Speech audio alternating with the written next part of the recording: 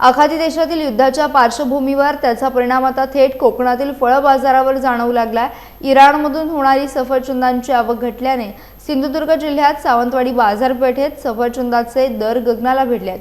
काही दिवसांपूर्वी 150 ते 200 रुपये किलो दराने मिळणारे सफरचंद आता थेट 300 ते 500 रुपये किलोपर्यंत पोहोचले आहेत। या दरवाढीमुळे ग्राहकांनी सफरचंद खरेदीकडे पाठ फिरवली असून विक्रीत मोठी घट झाली आहे। दर वाढल्यामुळे व्यापाऱ्यांना देखील आर्थिक फटका बसत असून फळ बाजारात मंदीचे वातावरण निर्माण झाले आहे।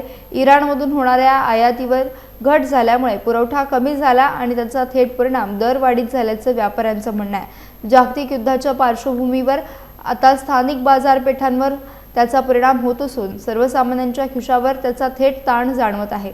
परिस्थिती अशीच राहिल्यास पुढील काळात फळांच्या दरात आणखीन वाढ होण्याची शक्यता व्यापाऱ्यांकडून व्यक्त केली जाते।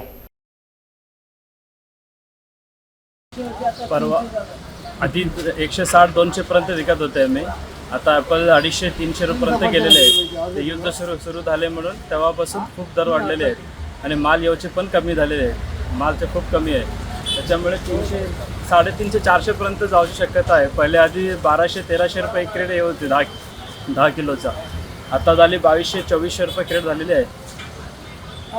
जातात जो घेणारे लोक घेतात, खाणारे आहेत ना, खायलाच पाहिजे लोकांना, तरी पण खूप महाग वाटत म्हणून लोक कमी आहे। घेणारे माणसं खूप कमी झालेली आहेत आणि विक्री पण कमी झालेली आहे।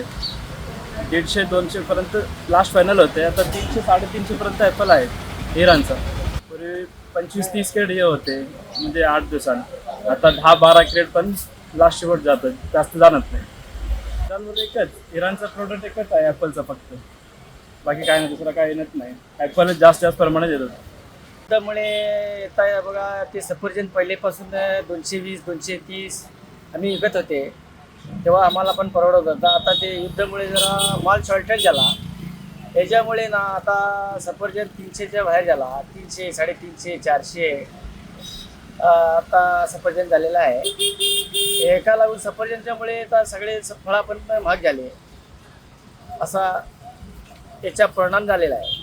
मी पहिले भारी मात्राने विकत होते, आता जरा महाग झाले म्हणून कोण लोक आम्हाला एवढा महाग झाले म्हणून कोण कमी विकतात, कमी घेतात लोकांना। ते दिवसात आता 50 किलो विकत आहे, आता 10-15 किलो विकायला लागले।